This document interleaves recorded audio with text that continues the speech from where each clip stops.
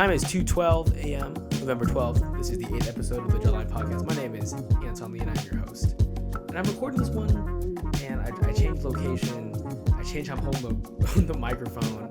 So I just want things to, just be more chill. I feel like I've just been trying so hard to make it seem so professional, so cool.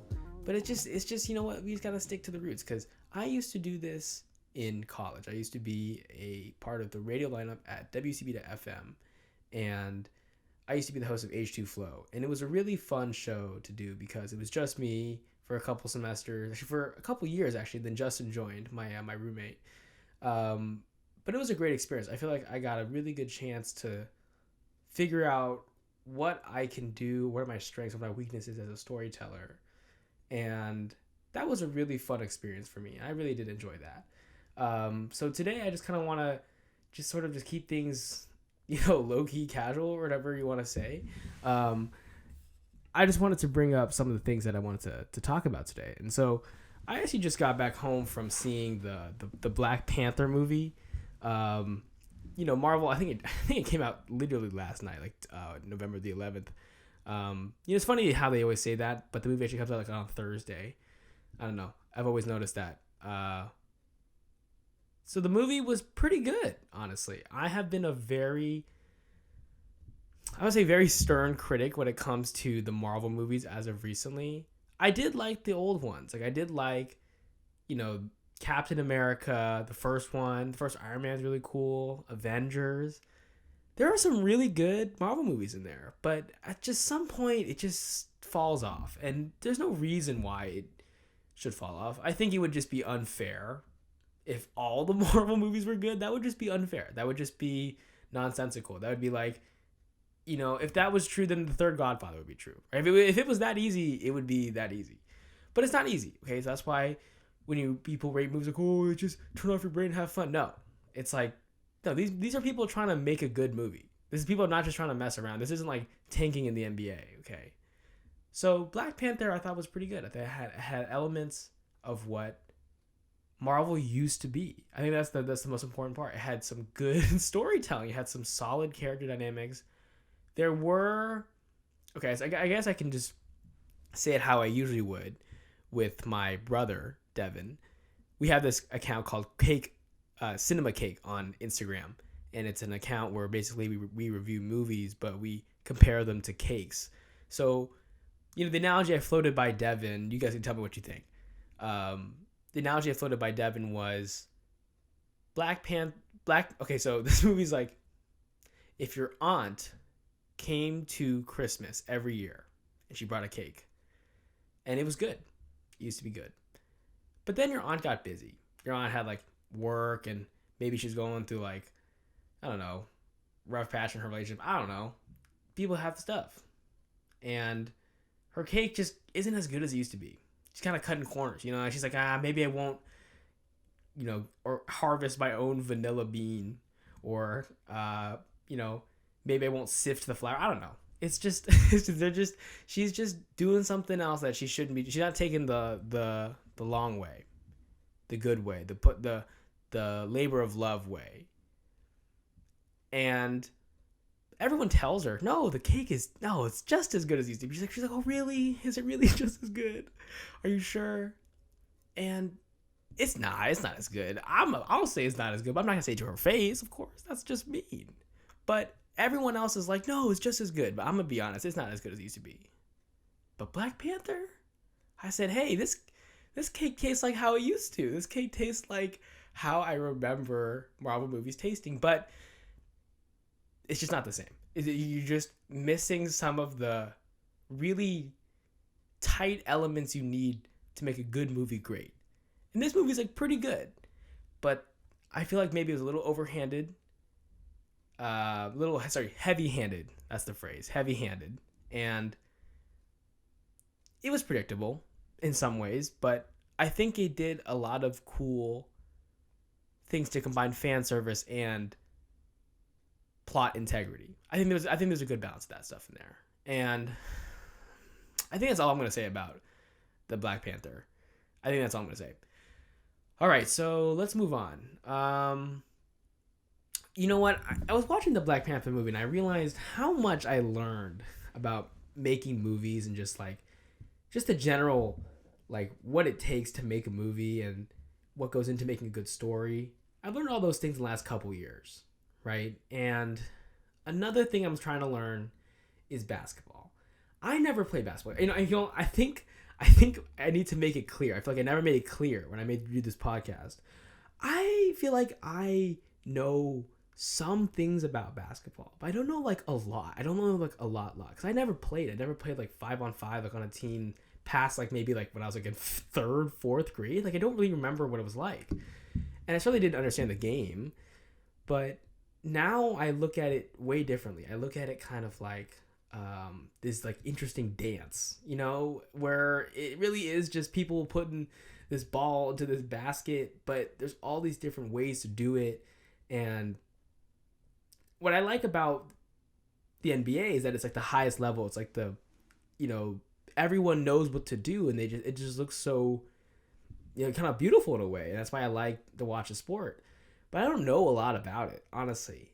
And I try to watch as many things as I can to learn about like the different kinds of coverages, or I try to learn about different actions and movements and Spain pick and roll or whatever. But I'm still learning, and I think that's important for me to make clear, because I think it's important to acknowledge that I can learn more about it, and I want to. So if anyone's listening and they have like things that I think I should, or terminology that is really helpful to know, do just please drop in the comments or whatever. I mean, I think it's important to know.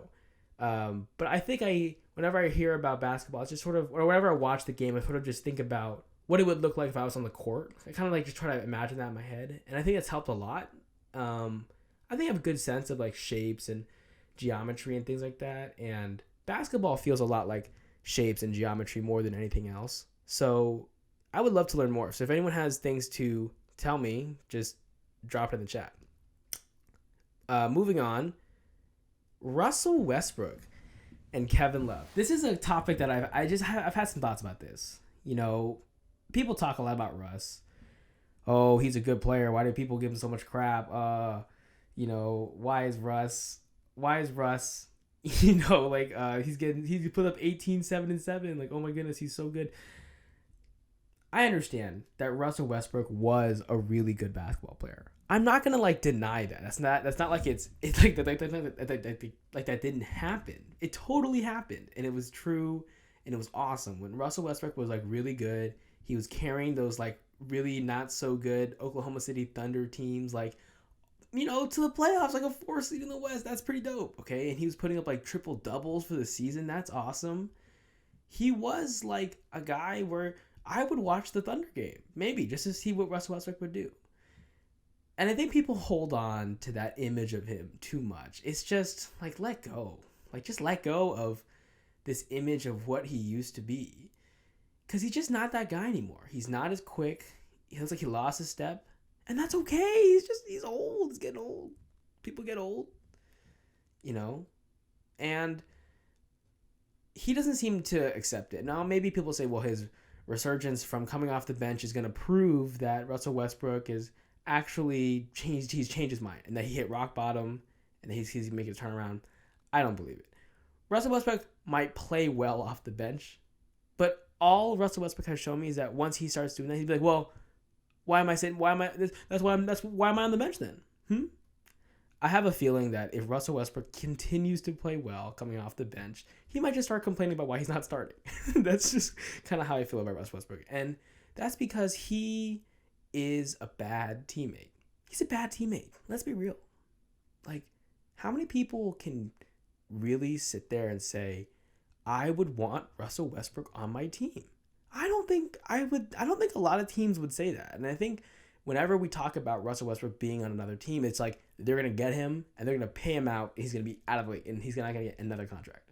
That's what I always think about when I think about him. And I look at sort of how his career has gone, and I sort of compare it to KLove. Now, KLove, like Russell Westbrook, played in a small market team.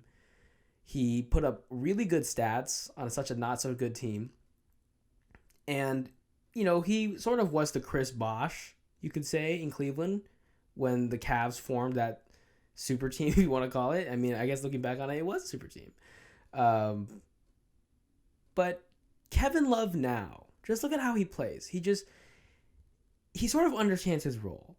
And he knows that his main purpose is just moving the ball, keep the ball moving, be that size, get those rebounds, and just make threes to kind of break the opponent's back. And that's who Kevin Love is right now. And sometimes he has his own Russell Westbrook moments where he sort of just wants to take over the game like he used to be able to. And he just can't. And it's so frustrating because you're like, Kevin Love, relax, bro. You just got to be the sixth man. You're not like the third option. He plays like he's like the third option. I'm like, Kevin Love, stop, please. And that's the frustrating part with Kevin Love is that he sometimes thinks he's like super good, like Russ Westbrook thinks he's really good. But Kevin Love does a really good job, a way better job of being a better teammate than Russell Westbrook because Kevin Love accepted his role and he decided, I'm not going to let my pride get the best of me and bring down everyone else when I can't get what I used to. I think that's the difference between Russell Westbrook and a good teammate is that he doesn't seem to be willing to allow himself to be not the most superior player on the court all the time. I think it's hard to let go of that feeling of being the player who everyone was watching the whole time, and then now everyone's sort of judging you, and they're kind of hoping you don't shoot. That's probably a crazy feeling, and I can't imagine what that feels like. But Russ Westbrook, you're getting paid so much fucking money, dude. Just please. Just for the love of God. Can you imagine Russell Westbrook if you just swallowed your pride and, instead of $40 million next year, you make 6, 7. Dude, how much money are you spending? 6, 7 million is like a lot of fucking money, dude. Just take it. It's so much money. Anyone in the world would be like, what? You do what? You play for how long? Not even a whole year? And you make $6 million? I'm convinced right now, as someone with the kind of job I have right now, I think if I had $6 million, I'm almost certain I could live for the rest of my life comfortably. I think I could. I really think I could. And that's crazy. And Russell Westbrook won't take, he'd be like, nope, I'm better than that. I'm like, okay, sure, buddy. Oh, the fucking, the pop filter dropped. All right, moving on. Let's talk about the fucking Timberwolves, man. Oh my goodness. I feel like the Timberwolves are the Cleveland Browns of the NBA. Now, let me explain. Okay.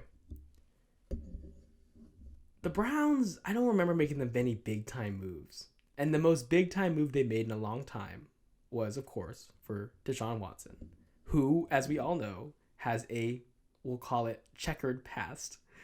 So bad, man. But the Browns made a move, and I can respect that you tried to go for it all in the sake of winning, but at the cost of the image. Oh my God. My dad, who is a Browns fan for his whole life, he's like 50 years old. He came to me and said, I don't know if I can root for the team when Deshaun comes back. And that has got to tell you a lot about what it means when you sign a guy like Deshaun Watson. That is the truth. Besides that, I'm not comparing Rudy Gobert trade to Deshaun Watson trade. Please don't think I'm saying that. But I can't believe Minnesota made this trade. Even when they made it, I was so skeptical. I was like, oh, I don't know. I'm telling you, go back to the shapes. Go back to the geometry thing. I feel like the right shape, combination of size, length, speed, skill, like quickness, to me, that looks like the Boston Celtics. The Boston Celtics look like a team where it's like, oh, you got a big point guard, okay, he's like tough, he's like a bulldog, and he plays defense, he's deep boy. He's defensive player of the year. And then you got Jason Tatum and Jaylen Brown, who are like these big wings, and they're athletic. They can get to the rim, they can shoot the mid range, they can drop threes, they're good in transition. They're strong. They have handle. Like, great. And then you have a guy like Al Horford who can kind of space the floor. And then you have Grant Williams. I mean, they have... Sorry, not Grant Williams. Robert Williams. Please don't think that I think the deciding factor is Grant Williams. No, he was in that Game 7 against Milwaukee. Isn't that crazy? Let's move on. the Timberwolves traded for Rudy Gobert, and the size doesn't make sense. Anthony Edwards, he's like 6'4". And just the shape of it doesn't look right. Why have Karl Anthony Towns and Rudy Gobert? Like, that just looks like it would be so hard to score for Anthony Edwards, and he's totally right. He probably does do better in space, and I can totally understand why he would do better in space. Okay, I'm so sorry. The freaking I have a not so nice microphone set, so the pop filter keeps falling off. So I'll try to do a better job of like not letting that fall or whatever. But man, Rudy Gobert, he just never felt like, oh my god, this is so annoying. This is why people like buy stands, isn't it? Because then this doesn't happen. I wish I had a stand, but this is the reason why Minnesota fucked up. Rudy Gobert, his whole thing was that he was a mismatch. That's why Memphis struggled so much with the Timberwolves, was because you can't play Steven Adams. Steven Adams isn't quick enough to guard Karl Anthony Towns, right? He doesn't have he's just kind of big and there. But you have him close out on Cat. Cat can just blow by him, get a dunk, right? And then Steven Adams may also be too slow to get to the closeout to guard Cat on the perimeter. So you have to put like a 4 on him, like a I don't know, like a Bobby Portis, right? That's who you have to play instead of like a Steven Adams, right? Instead of to guard Karl Anthony Towns. But now that your best lineup includes Rudy Gobert, because he does sort of make up where Karl Anthony Towns lacks, because that is the case, you have to play them together. And you also did all this shit to get him. You have to play them together, right? This is like here's the team. Here's the team that's going to win us the chip. So you have to play them together. And they just don't work. They just don't work. Of course they don't work, because Rudy Gobert can't do anything. And that has made me think a lot about different players on teams that in theory they'd be so useful. And of course they have disparities and they have weaknesses, but those things are made up from the other players, and that's why the team is so strong. That's what you want. You want a team, not just like a bunch of guys, right? If you want a bunch of guys, you form a super team, and those teams are just not doing well anymore. Like the Lakers were like the only team that was like a true super team and won a chip. Let me take it back. I guess the last maybe 8 chips, the last 8 championships are probably like super teams, right? But some teams are like built from the ground up. Okay, we can understand that. Aside from that, the Timberwolves made this trade, and it feels like this sort of trade would have been done by the Warriors, and they just sell like all their farm and just say, see you later, we're going to get Rudy Gobert, and we're going to be like the most dominant team ever, because we don't need him to do that. Because like Kevon Looney's not taking shots. I watched the Warriors game today. Kevon Looney's not taking shots, bro. So Rudy Gobert is not taking anyone's shots, and he doesn't need to. He's just got a board, play defense. If Rudy Gobert was on the Warriors, I would be so scared. They might win the chip if that happened. And that's the kind of team that should have made this move, not the fucking Timberwolves. Timberwolves? Seriously? Anthony Edwards is like a year away from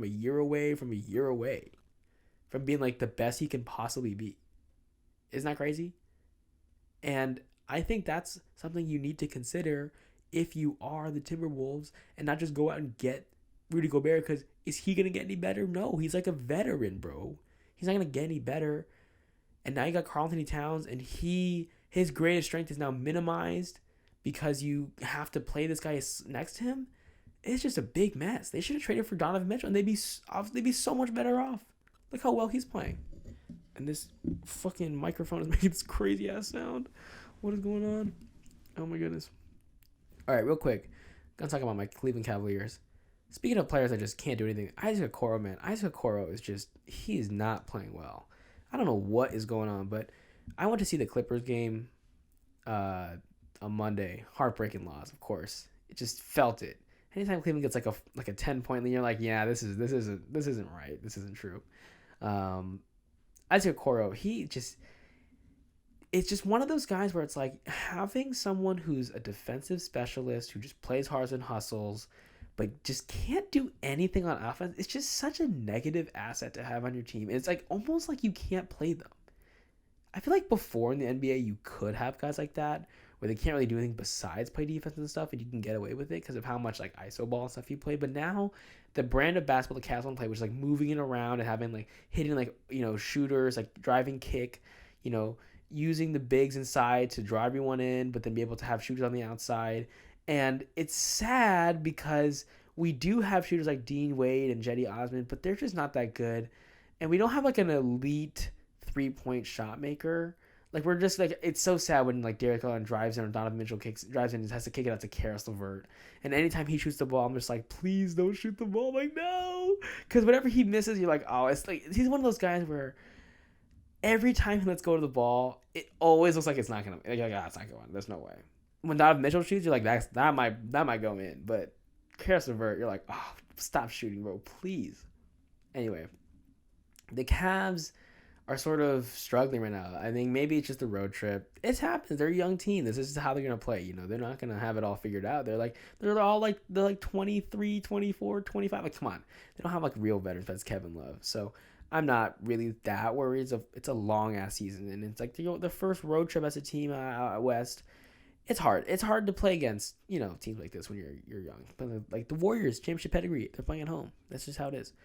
But Darius Garland, man, I don't know what's up with him. Maybe his eye is still bothering him. I think he looked a little timid. I feel like before last season, I thought he was like that dog. I thought he like had it in him. I thought whenever he was taking shots late in the game, like late in the fourth quarter, I'm like, they're going in. He's going to make that shot. And he was like kind of automatic. And I feel like that's missing this year. I feel like for some reason when I watch him play, it's not automatic when he shoots. It feels like, oh, he's not going to make that. And I'm not here going to say that last year was a fluke or anything, but I think maybe it's like, oh, well, is it too early to say Darius Garland's like a true all-star? But I think I'm over-exaggerating. I think that the eye injury is really playing a factor here. I mean, come on. Can you imagine playing with like an irritated eye? You're traveling. Ugh, it would just feel bad. I think it's hard to play with an eye laceration. It's probably just so itchy. Crazy. It's fine. I think the Cavs are going to be fine, but it's just been frustrating the last few games. Evan Mobley, though, looks great. Evan Mobley looks so good. And whenever I watch him, I'm like, Evan Mobley looks fantastic. And I'm super excited to see what he's going to do. I think he looks so smooth for a guy that big, and that guy is so young. And he has like these rookie moments where he's kind of, I mean, not rookie moments, but just like young guy moments where he just like, he has butterfingers and he can't quite hold on to the ball, or like he just like has some stupid turnover. He has like one move where he'll like today he was sizing up Draymond on the 3-point line like late in the game, and I could just tell like Draymond's gonna pick his pocket. You just knew. And so Evan Mobley doing like what I would do, first instinct, playing pickup. He like sizes him up, dribble. He leans right, sways back left, crosses from right to left. I'm like, dude, come on. That's like the move I would pull off, right? So that's like not very creative. Of course, Draymond, former defensive player of the year, he's gonna see that like coming from a mile away, dude. Like, you gotta have some better moves. Jesus Christ. It's okay. That's gonna come with time. These guys, it takes a long time. Speaking of teams that not taking a long time, the Utah Jazz, bro, what the fuck? Are they actually good? On the Draw the Line podcast, on this podcast, we did the Bills draft, and I got cooked. I think, dude, the Jazz, I said they were going to get 20 wins, and they have 10 right now. And it's like 13 games this season. Dude, okay. Is it hard to tank? Let's be honest. We got guys playing for contracts. We got guys playing for money. And sometimes guys care a lot more, and they kind of know that there's nothing holding anyone back from just going crazy. Like, they're kind of on like this weird G League situation where it's like everyone's just going to have to try to get their numbers. Hey, what's up with that? And if I'm Danny Ainge, do I let this keep going? Hell no. Hell no, this should not keep going. The Jazz success feels like legit, though. That's the weird thing. It feels like whenever you watch them, it's like they're not just like getting lucky. Like, the other team's like, oh, they're just not shooting well or whatever. Like, the other team is playing hard, and they're trying to win. And the Jazz just keep winning because they just keep shooting. They have so many guys who can just kill you from outside. And that's maybe the strategy with Utah right now, is maybe just make them look really good, make them look like assets, trade them away for more draft picks, stock up. Wembanyama. That's who we want, okay?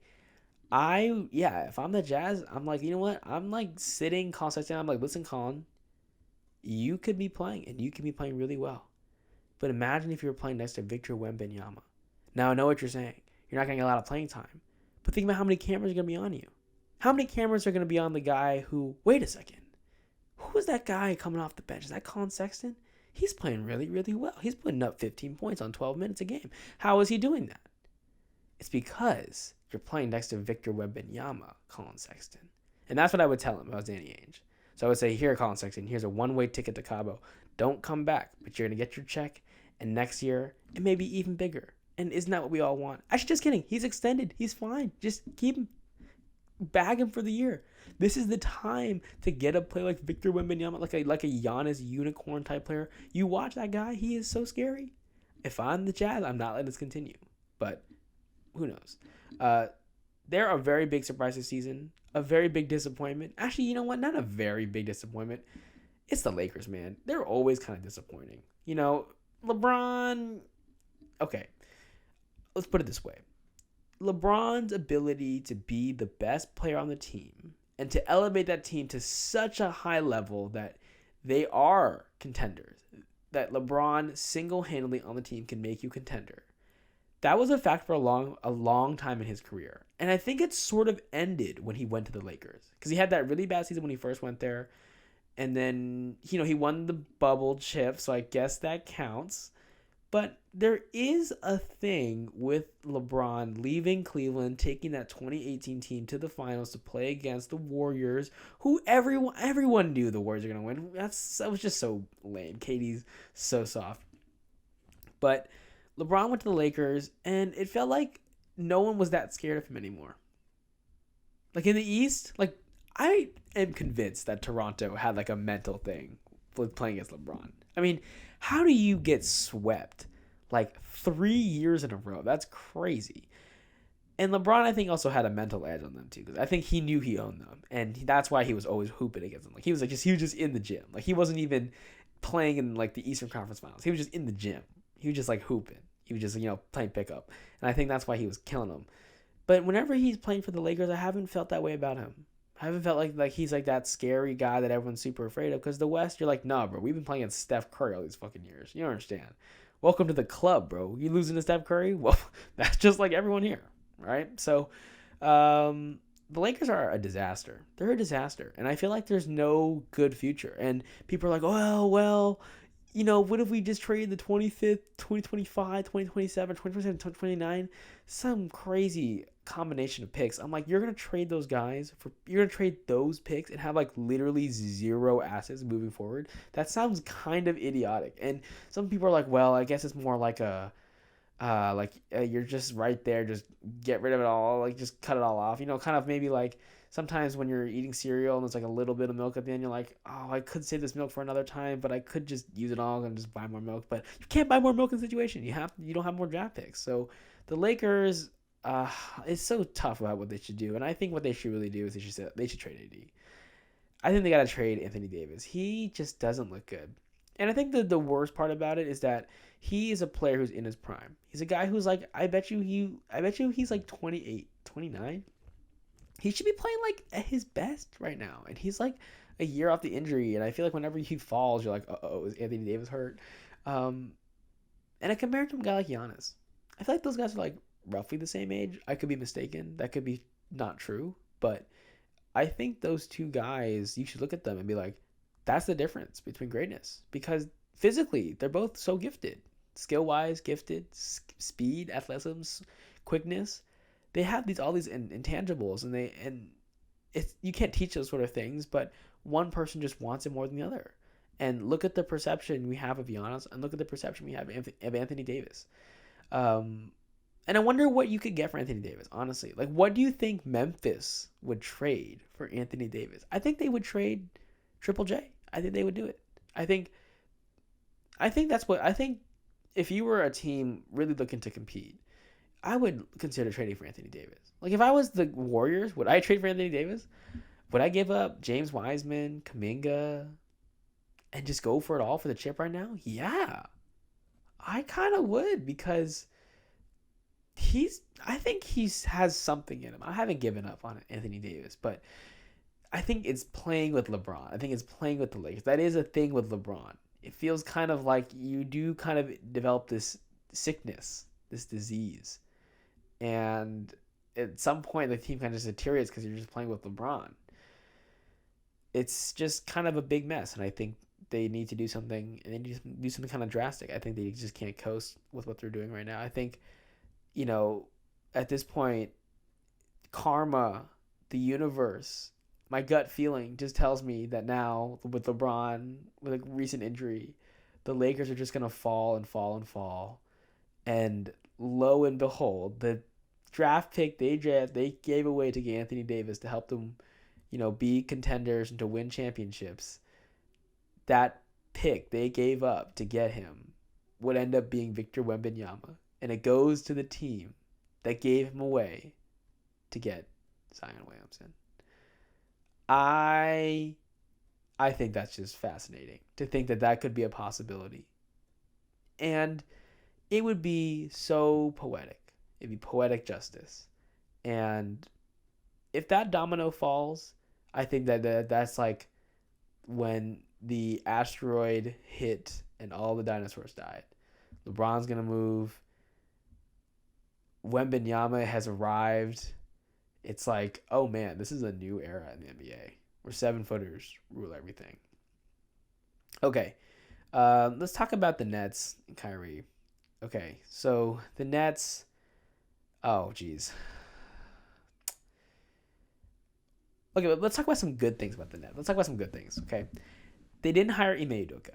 I think that's a good move. I think from an organizational standpoint, from just like a teamwork, team management situation, that was a good move. I think that's a good idea. I think it's good that you're not trying to be like, but look, it's just like look how good his ability to coach basketball is. I think that's very fair. I think it's very easy to be like, that's what I'm going to be doing. And it's kind of like the Browns. Browns kind of did the same thing. They said, we're going to sell our soul for the sake of winning. And thank goodness that those reports were just rumors. That they were just, because you know what? That would have been like, ooh, if I was a Brooklyn Nets fan, I'm like, I'm jumping off because this is going totally off the rails. Kyrie being a total knucklehead, KD disaster, KD scenario in the summer. That was so terrible. They fired Steve Nash, and Steve Kerr's giving his quotes about Steve Nash not being able to succeed no matter what. Oh, buddy, it's looking so bad for the Nets. I'll say this about Kyrie, though, real quickly. Kyrie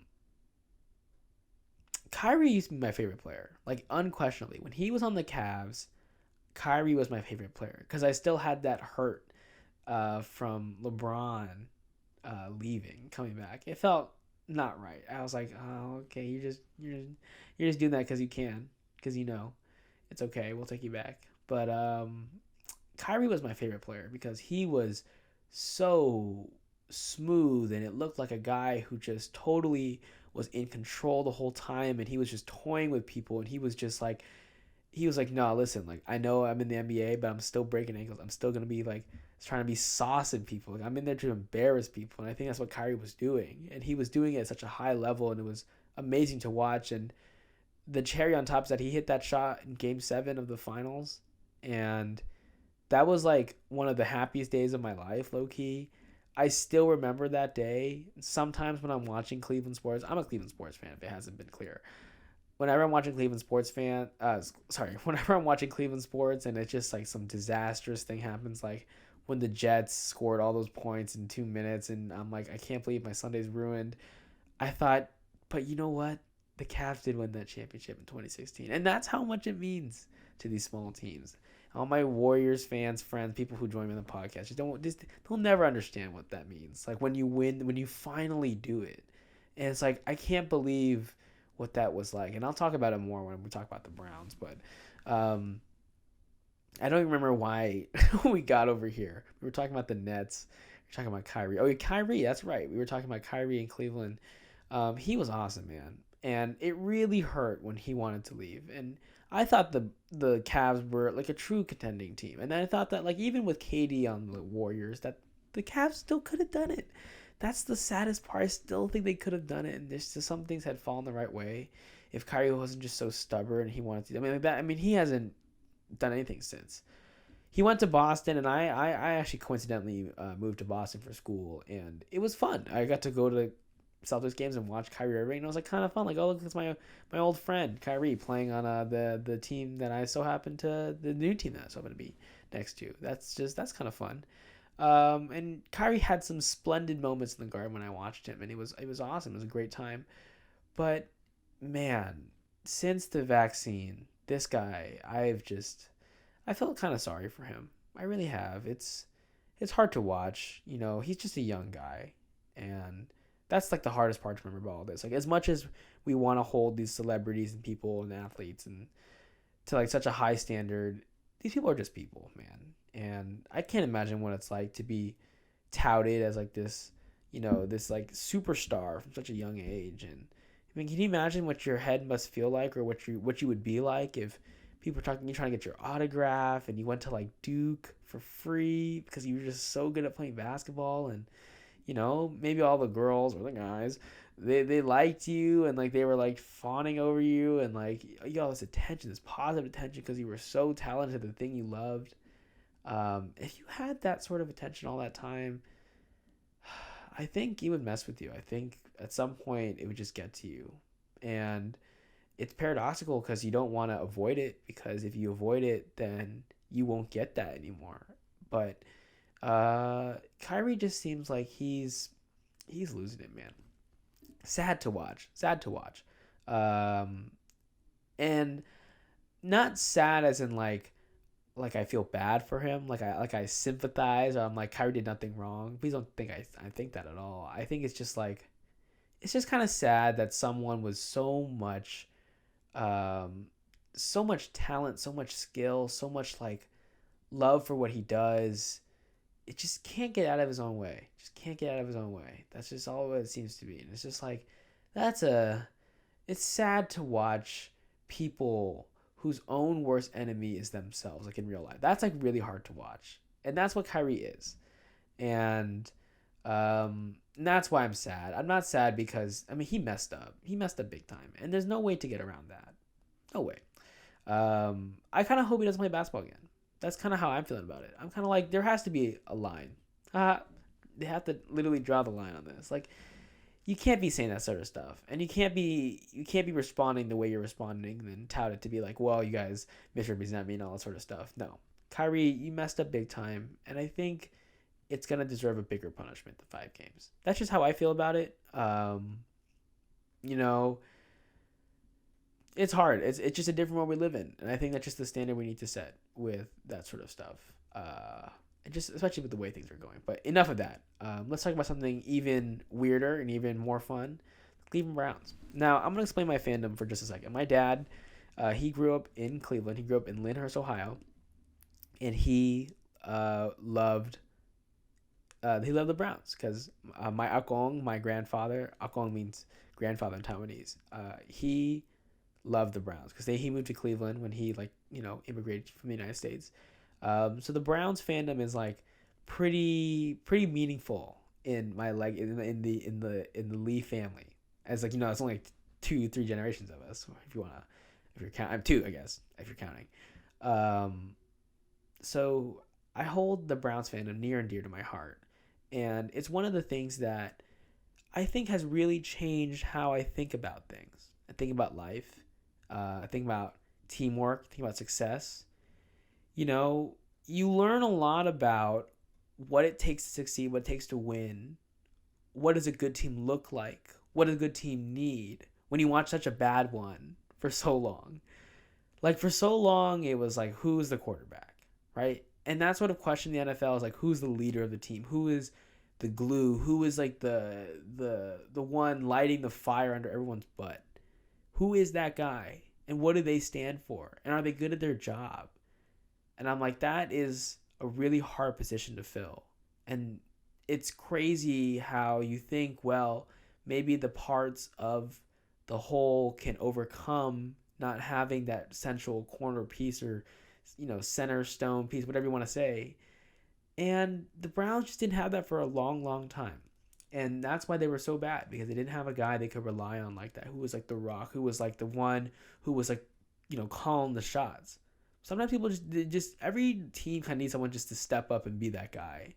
And what's important is that my dad made a very good point. He said there's a difference between people following because they feel like they have to, and if they want to.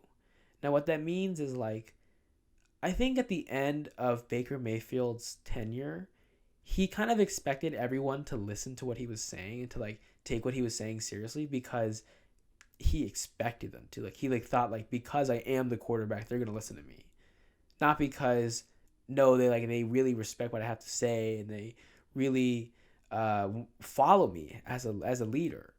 And I think that's why things fell apart in Cleveland with Baker Mayfield. And I like Baker Mayfield, and I thought that, even to this day, I still think Baker didn't really get a fair shot. As much as people want to say that he did get a fair shot, he had all the opportunities. I think it's hard. I think it's really hard to like have to go through three different offensive coordinators, to have two just awful, historically terrible head coaches back to back.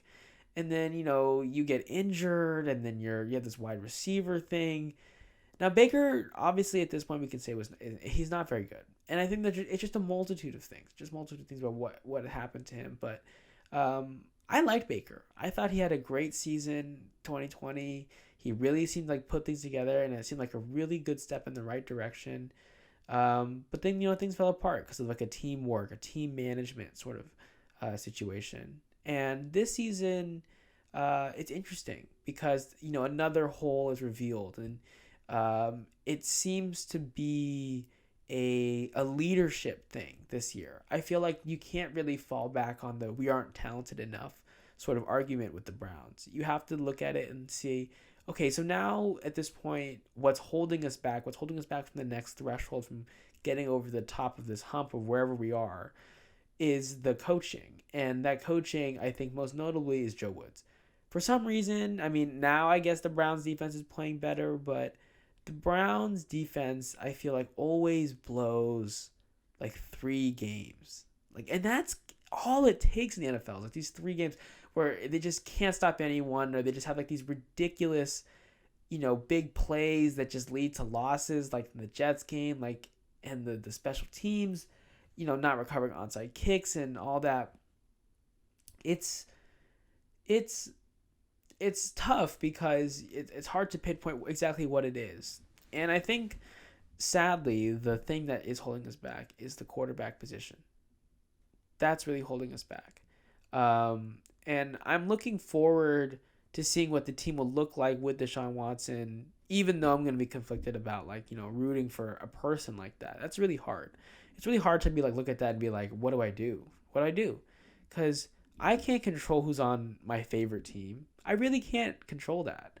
And as much as I protest it, as much as I do blah, blah, blah, blah, blah, it's just not going to change the fact that that's who's on the team. And it's hard because, there's so many other players that I enjoy. And I don't watch football only because I'm watching the quarterback. And it's really hard because it makes you feel like a bad person for watching it and for enjoying it. And if they succeed and you're enjoying it, and then you'll root for him and you'll hope that he'll make a good decision. And then you're like, man, I really am cheering on a person like this with these sort of accusations. And that's just not fun. And it's hard. And people make fun of, I guess people will kind of make fun of Browns fans when it happens, and people are going to make fun of us, no question. But it's going to be hard to root for the Browns when he comes back. But I think it's going to be interesting because the team is functional when he's not there. Like Jacoby Brissett is playing not good quarterback play, but he's looking okay. And the offense seems to be schemed up in a way that can help him win. And I'm excited to see what it would look like with a truly elite quarterback who can move outside the pocket, who can extend plays and find guys in the open field, who will actually make the good decision, has proven he can put up league all-pro league best numbers with a bad team. He lost D-Hop and he played really well in that 2020 season. Even though they didn't win a lot of games, he put up good numbers. And it wasn't like he was putting up 37 touchdowns and 21 interceptions. No, he had like 6 interceptions on like a really, really bad team.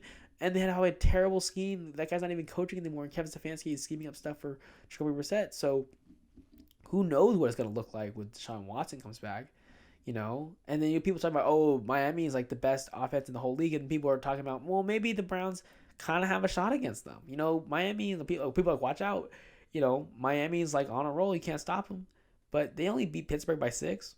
So who knows? It's really hard to win the NFL. So I think the Browns are in a weird state, and it's kind of in limbo. It can go one of two ways. It can go really, really bad or really, really good. I kind of don't see like an in between. And but hey, it's always next season, right? Okay. Lastly, we're talking about short film ideas. I'm a writer. I want to write. I want to make movies. That's what I'm a filmmaker first and foremost, and I kind of do this on the side, and it's really fun to do this on the side because talk about sports, hang out with my friends. It's great. I'm kind of just doing stuff like this. Like I'm just sitting here talking to this microphone, and who knows? Maybe if I make enough episodes, people will keep watching. So here, let me just run a short film idea by you. Okay, so it's about we open on a news report of a missing girl. Okay, it's been 15 days, you know, search parties, you know, imagine like people wearing ponchos, they're walking through the forest, canines are safe on the ground, and, you know, you hear like this person talking about, oh, you know, we really think that she's still out there, and I just can't believe the mother isn't here to see us, but I understand that she's like, you know, she's going through a lot, she's going through a hard time, but, you know, if I was a mother, I would try to be out here. You know, things like that. And then you kind of pan back out and you see that the news report is playing through a radio of a car. And we sort of are imagine if you're sitting in the back seat or still pulling back. And the car is on, it's rumbling. And someone's sitting in the front seat, it's a woman. She's like smoking a cigarette. The car is on, it's kind of hazy in the garage. She smashes off the radio and she gets out. And she goes into the house, and you see that there's a long, like, tube snaking from the exhaust pipe on the back of the car throughout the whole house. And the house is like it's clear that she's trying to fill the house up with carbon monoxide. Okay, I know it's getting kind of crazy, but she's filling up the house, and there's a knock on the door. And she's sorry, let's back up. She's like drinking. She's like knocking back shots, and it's clear she's just trying to fall asleep, right? And I think the reasons why is obvious. But then there's a knock on the door. She's like, what? She opens the door and it's like, hi, my name is Amber, and I'm with the New York Times. I want to hear your side of the story. And they talk, and there are some things that suggest the mother was involved with the disappearance of her daughter.